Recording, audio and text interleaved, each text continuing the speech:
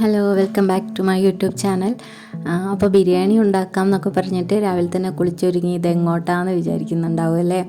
അപ്പോൾ ഞാൻ കഴിഞ്ഞ വീഡിയോയിൽ പറഞ്ഞിട്ടുണ്ടായിരുന്നല്ലോ, അച്ഛൻ്റെ ആണ്ടാണ് പിറ്റേ ദിവസം ഒന്ന്. അപ്പോൾ അതിന് ബലിയിടാനായിട്ട് പോവാണ്. അപ്പോൾ ഇത് ഹരഹര മഹാദേവ ക്ഷേത്രം എന്ന് പറയും, കാരന്തൂരുള്ള. അപ്പോൾ അവിടെയാണ് പോയി ബലിയിട്ടത്. നല്ല മഴയായിരുന്നു, അപ്പോൾ അതുകൊണ്ട് പോയതും വന്നതും ഒന്നും വീഡിയോ എടുക്കാൻ പറ്റിയിട്ടില്ല. നല്ല മഴയുണ്ടായിരുന്നു കേട്ടോ. അങ്ങനെ ഒരു 7:45 ആയപ്പോഴേക്ക് വീട്ടിലെത്തി. ഇതിപ്പോൾ ബിരിയാണി ഉണ്ടാക്കാൻ വേണ്ടിയിട്ട് സവോളയും പച്ചമുളക്, ഇഞ്ചി, വെളുത്തുള്ളി ഒക്കെ ക്ലീൻ ചെയ്ത് കട്ട് ചെയ്ത് വെച്ചിട്ടുണ്ട്. അച്ഛന് ബിരിയാണിയാണ് കേട്ടോ കൂടുതൽ ഇഷ്ടം, പിന്നെ പായസവും. അപ്പോൾ ഇഞ്ചിയും പച്ചമുളകും വെളുത്തുള്ളിയൊക്കെ ഒന്ന് മിക്സിയിലിട്ടിട്ട് ചതച്ചെടുത്തിട്ടുണ്ട് കേട്ടോ. അത് ഈ ഒരു പരുവത്തിൽ മതി, നന്നായിട്ട് അരയൊന്നും വേണ്ട. പിന്നെ ഞാൻ ബിരിയാണിയിലേക്ക് എടുക്കുന്ന മസാല ഇങ്ങനെ ബിരിയാണി മസാല എന്ന് പറഞ്ഞിട്ട് പൊടിക്കാത്ത ഈ ഒരു പാക്കറ്റ് കിട്ടും. അതിൽ ഇത്രയും സാധനങ്ങളാണ് ഉണ്ടാവുക. ഒരു പാക്കറ്റ് വാങ്ങിയിട്ട് പൊടിച്ചു കഴിഞ്ഞാൽ കുറേ ബിരിയാണി ഉണ്ടാക്കാൻ പറ്റും കേട്ടോ.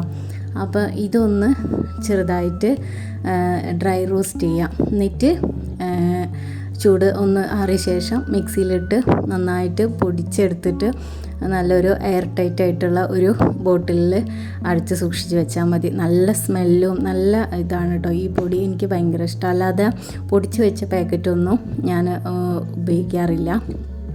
പിന്നെ ഒരു പാനിൽ കുറച്ച് വെളിച്ചെണ്ണയാണ് ഞാൻ ചേർത്തത്. സൺഫ്ലവർ ഓയിൽ ചേർക്കുന്നവർക്ക് അങ്ങനെ ചെയ്യാം. ഞാൻ സാധാരണ വെളിച്ചെണ്ണ അധികം ഉപയോഗിക്കാറ്. അപ്പോൾ അതിലേക്ക് 1 കിലോ ആണ് ചിക്കൻ എടുക്കുന്നത്. 1 കിലോ ആണ് അരിയും 1 കിലോ സവാളയും എടുത്തിട്ടുണ്ട്. അപ്പോൾ സവാള നന്നായിട്ട് അരിഞ്ഞത് ആയിട്ട് ഒന്ന് നന്നായിട്ട് വഴറ്റിയെടുക്കാം. അതിലേക്ക് കുറച്ച് ഉപ്പ് ചേർത്തിട്ടുണ്ട്. കുറച്ചേ ചേർത്തിട്ടുള്ളൂ കേട്ടോ. പിന്നീട് ചിക്കനൊക്കെ ചേർക്കുമ്പോൾ വീണ്ടും ഉപ്പ് ചേർക്കും. ഇതിപ്പോൾ ഒന്ന് പെട്ടെന്ന് വഴറ്റി കിട്ടാൻ വേണ്ടിയിട്ടാണ്. പിന്നെ അതിലേക്ക് ഇഞ്ചി, വെളുത്തുള്ളിയും പച്ചമുളകൊക്കെ ചതച്ച് വെച്ചിരുന്നതും കൂടെ ചേർത്തിട്ട് നന്നായിട്ട് വഴറ്റുക. അതൊന്ന് ചെറിയ തീയിലാക്കി വെച്ചിട്ട് ഈ ഒരു സമയത്ത് ചിക്കനൊക്കെ കഴുകി ക്ലീൻ ചെയ്തെടുക്കും കേട്ടോ. അപ്പോഴേക്ക് ഇത് സവാളയൊക്കെ നന്നായിട്ട് വഴറ്റി കിട്ടും. ഇതിന് ശേഷം കുറച്ച് പൊടികളൊക്കെ ചേർക്കുക. കുറച്ച് മുളക് പൊടി, അതൊരു കളറിന് വേണ്ടിയിട്ട്. കുരുമുളക് പൊടി, പിന്നെ നേരത്തെ പൊടിച്ച ബിരിയാണി മസാല, പിന്നെ കുറച്ച് മഞ്ഞൾപ്പൊടി, പിന്നെ മല്ലിപ്പൊടിയും ചേർക്കണം കേട്ടോ. മല്ലിപ്പൊടി ഞാനിപ്പോൾ ചേർത്തിട്ടില്ല, അത് ഞാൻ വിട്ടുപോയി. പിന്നെ ചിക്കൻ ചേർത്ത ശേഷം ഞാൻ കുറച്ചുകൂടെ മല്ലിപ്പൊടി ചേർത്തിട്ടുണ്ടായിരുന്നു. ഞാൻ മല്ലിയൊക്കെ സാധാരണ വീട്ടിൽ വാങ്ങി നന്നായിട്ട് കഴുകി ഉണക്കി വറുത്ത് പൊടിച്ച് വെക്കുന്നതാണ് കേട്ടോ.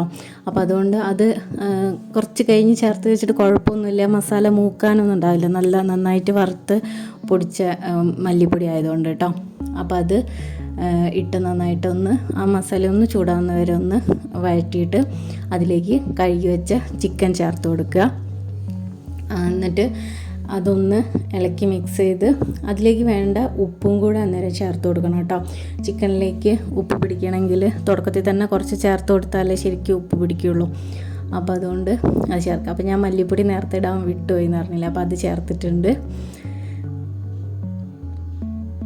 പിന്നെ അതിൻ്റെ കൂടെ കുറച്ച് തക്കാളി നീളത്തിൽ അരിഞ്ഞ് വെച്ചിട്ടുണ്ടായിരുന്നു കേട്ടോ. 2 തക്കാളിയാണ് എടുത്തത്. 1 കിലോ ചിക്കനിലേക്ക് അത്രയൊക്കെ മതി. 2 തക്കാളി, പിന്നെ ഒരു വെളുത്തുള്ളീൻ്റെ ഫുള്ള് വെളുത്തുള്ളിയിലെ അതിൻ്റെ എല്ലാ ഇതും എടുത്തിട്ടുണ്ട്. പിന്നെ അത്യാവശ്യം വലിപ്പമുള്ള 2 കഷ്ണം ഇഞ്ചിയും, നല്ല കുറച്ച് വലിപ്പമുള്ള പച്ചമുളക്, നല്ല എരിവുള്ള പച്ചമുളകാണെങ്കിൽ 10 എണ്ണം ഞാൻ എടുക്കാറ്. ഇതിപ്പോൾ കുറച്ച് എരിവ് കുറവായതുകൊണ്ട് ഒരു 12-13 പച്ചമുളക് ഞാൻ എടുത്തിട്ടുണ്ട് കേട്ടോ. പിന്നെ അപ്പോൾ അതാ ചിക്കനിലേക്ക് വേണ്ട ഉപ്പ് കൂടെ ചേർത്തിട്ടുണ്ട്.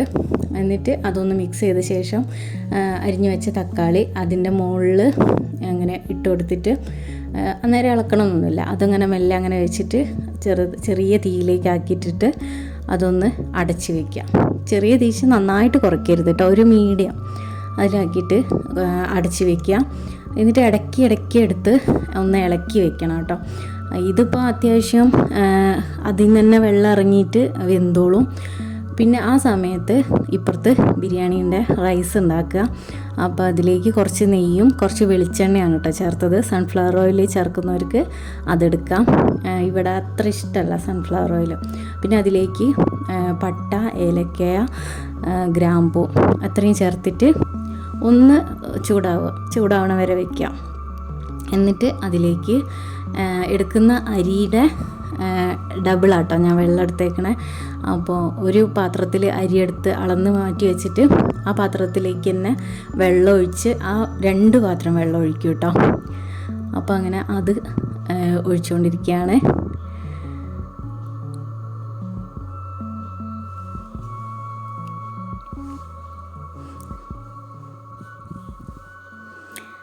ഇനി ഇതിലേക്ക് വേണ്ട ഉപ്പ് കൂടി ചേർത്ത് കൊടുക്കണം. അത് നമ്മൾ ഉപ്പുമാവിനൊക്കെ ചേർക്കുന്ന ഒരു കണക്കിൽ കേട്ടോ. അതായത് വെള്ളത്തിൽ ഉപ്പിട്ടിട്ട് ഈ വെള്ളം ഒന്ന് ടേസ്റ്റ് ചെയ്ത് നോക്കുമ്പോൾ ഇച്ചിരി ഉപ്പ് കൂടുതലിരിക്കണം വെള്ളത്തിന്. സാധാരണ വെള്ളം കറക്റ്റ് ഉപ്പായിട്ട് തോന്നരുത്, കുറച്ച് ഉപ്പ് അധികം ഇരിക്കണം. ആ ഒരു പരുവത്തിലാട്ടോ ഞാൻ ഇടാറ്. അപ്പോൾ അത് വെള്ളം തിളയ്ക്കുമ്പോഴേക്കും അരിയൊക്കെ കഴുകി കൊണ്ടുവച്ചിട്ടുണ്ട്. അപ്പോൾ ഈ വെള്ളം തിളച്ച് കഴിയുമ്പോൾ അതിലേക്ക് ഈ കഴുകി വെച്ച അരിയെടുത്ത് അതിലേക്ക് ചേർത്ത് നന്നായിട്ട് ഇളക്കുക. ഇനി ഇതിൻ്റെ ഇടയ്ക്കൊക്കെ ചിക്കൻ ഇളക്കണം കേട്ടോ. ഒന്ന് തുറന്ന് നോക്കി ഇളക്കണം. ഇതിൻ്റെ ഇടയ്ക്ക് സമയം കിട്ടുമ്പോഴൊക്കെ ഒന്ന് തുറന്ന് നോക്കി ഇളക്കുക, അല്ലെങ്കിൽ അടിക്ക് പിടിച്ചു പോവും. അപ്പോൾ കുഴപ്പമൊന്നുമില്ല, വെന്ത് വരുന്നുണ്ട്. കണ്ടോ, അതിന് നന്നായിട്ട് വെള്ളം ഇറങ്ങിയിട്ടുണ്ട്. ഈ വെള്ളം വറ്റുമ്പോഴേക്കും ചിക്കൻ കറക്റ്റായിട്ട് വേവും. പിന്നെ നമ്മൾ ഇതിൻ്റെ ചോറിൻ്റെ മുകളിലേക്ക് അത് ഇട്ട് വയ്ക്കുമ്പോൾ നന്നായിട്ട് സോഫ്റ്റ് ആകും ചിക്കൻ. അപ്പോൾ അതുകൊണ്ട് വേറെ വെള്ളം ഒഴിക്കേണ്ട ആവശ്യമില്ല. അപ്പോൾ ഇതാ രണ്ടും 2 സൈഡിലിരുന്ന് വെന്തുകൊണ്ടിരിക്കുകയാണ് കേട്ടോ.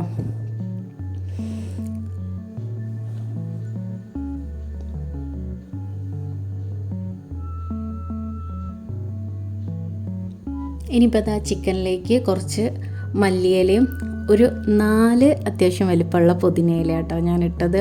ഒരുപാട് പുതിനയിലേൻ്റെ ടേസ്റ്റ് വരുന്നത് എനിക്കിഷ്ടമല്ല. അപ്പോൾ അതുകൊണ്ട് ഒരു 4 പുതിനയിലയും കുറച്ച് മല്ലിയിലയും കൂടെ അതിന് മുകളിൽ വിതറിയിട്ടിട്ടുണ്ട്. പിന്നെ ചിക്കൻ ഇതാ വെള്ളമൊക്കെ അരി വെള്ളമൊക്കെ കുറച്ച് വറ്റി വരുന്നുണ്ട്, അത്യാവശ്യം വെന്ത് വരുന്നുണ്ട്. ഇത് നന്നായിട്ട് ഇങ്ങനെ ഡ്രൈ ആവണ്ട, കുറച്ചൊരു അതിൻ്റെ അടിയിലുള്ള വെള്ളം ഒന്ന് വറ്റുന്ന മാതിരി. അപ്പോൾ ആ സമയത്ത് നമ്മൾ കുറച്ച് വെള്ളം അപ്പുറത്ത് സൈഡിൽ വെക്കണം കേട്ടോ. വേറൊരു പാത്രത്തിൽ വെള്ളം തിളപ്പിക്കാൻ വെക്കുക കേട്ടോ. ഈ ബിരിയാണി ഉണ്ടാക്കുന്ന പാത്രത്തിനെക്കാട്ടും കുറച്ച് ചെറുതായിരിക്കണം ആ പാത്രം കേട്ടോ. അതിന് മുകളിൽ വെച്ചിട്ട് ഒന്ന് ആവി കയറ്റിയെടുക്കുക. അങ്ങനെയാണ് ഞാൻ ദമ്മ് ചെയ്യാറ് കേട്ടോ. അല്ലാതെ മൈദപ്പൊടി ഒന്നും കലക്കി അങ്ങനെ ഒട്ടിച്ച് വെച്ച് അങ്ങനെ കനലിട്ട് അങ്ങനെയൊന്നും ഞാൻ ചെയ്യാറില്ല കേട്ടോ. അങ്ങനെ ബുദ്ധിമുട്ടുള്ള കാര്യങ്ങളൊന്നും ഞാൻ ചെയ്യില്ല. ഞാൻ എല്ലാത്തിനും ഒരു എളുപ്പപ്പണി നോക്കി വയ്ക്കും. അപ്പോൾ ഇതാ കറക്റ്റായിട്ടുണ്ട്. ഈ ഒരു പാകത്തിനാവുമ്പോൾ നമ്മൾ ഇതിങ്ങനെ നിരത്തി വെച്ചിട്ട് ഇതിൻ്റെ മുകളിലേക്ക് ചിക്കൻ ഉണ്ടല്ലോ, ചിക്കൻ അതാ കറക്റ്റ് വെന്ത് വന്നിട്ടുണ്ട്. ഈ ഇത്ര വെള്ളം ഇതിലിരുന്നോട്ടെ കേട്ടോ, കുഴപ്പമില്ല. അത് ചിക്കൻ ഓഫ് ചെയ്തിട്ട് നേരെ ഇതിൻ്റെ മുകളിലേക്ക് ഇട്ടിട്ട് ഒന്ന് നിരത്തി കൊടുക്കുക. എന്നിട്ട് അതൊന്ന് അടച്ചിട്ട് നേരെ നേരത്തെ വെച്ചില്ലേ, വെള്ളം തിളപ്പിക്കാൻ വെച്ചില്ലേ, ആ വെള്ളത്തിൻ്റെ മുകളിലേക്ക് എടുത്ത് വെക്കുക കേട്ടോ. ആ ചൂടായി വന്ന വെള്ളത്തിൻ്റെ മുകളിലേക്ക് വെച്ച ശേഷം കുറച്ച് സമയം അതങ്ങനെ തന്നെ ഇരുന്ന് ഒന്ന് ആവി കയറട്ടെ കേട്ടോ. ഒരു 10 മിനിറ്റോ ഒക്കെ ആവി കയറിയ ശേഷം അതൊന്ന് ഓഫാക്കി വയ്ക്കാം.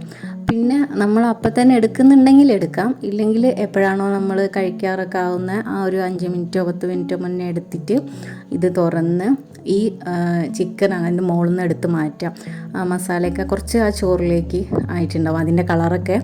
അപ്പോൾ നന്നായിട്ട് ഇങ്ങോട്ട് വടിച്ചെടുക്കരുത് കേട്ടോ.